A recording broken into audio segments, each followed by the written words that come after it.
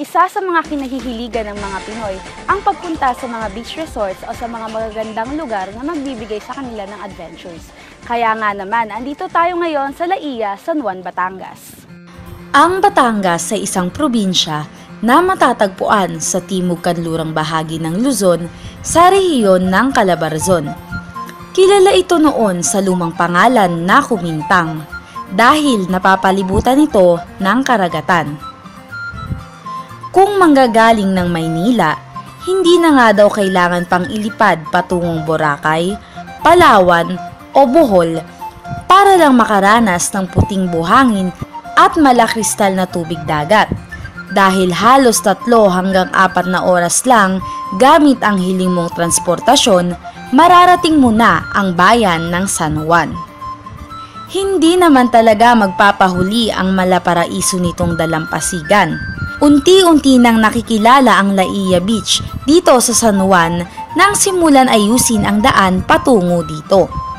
Kasabay na din ang pagsulpot ng naglalakihang resort at bahay pahingahan sa baybayin.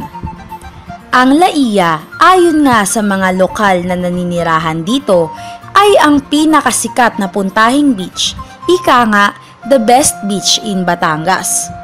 Noong unang panahon ay liblib na lugar pa ang San Juan. Ngayon ay asensado na dahil sa mga imahe at turismong nadadala ng naggagandahang beach resorts.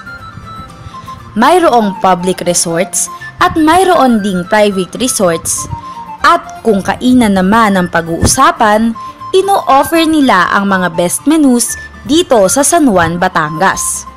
Mapa-day trip man o overnight, walang problema dahil andito din ang mga nagtataasan at nagagandahan na mga bahay bakasyunan na tiyak ay suwak na suwak sa inyong bulsa. Maliban sa pagtampisaw sa malinaw nitong tubig, ay iba't ibang mga water sports din dito ang binabalik-balikan ng mga turista.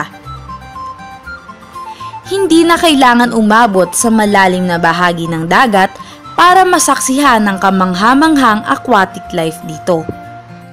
Bukod pa sa mga sinabi ko, ay madami pa ang natatagong yaman at ganda ng Laia, Batangas na ating matutuklasan sa ating muling pagbabalik.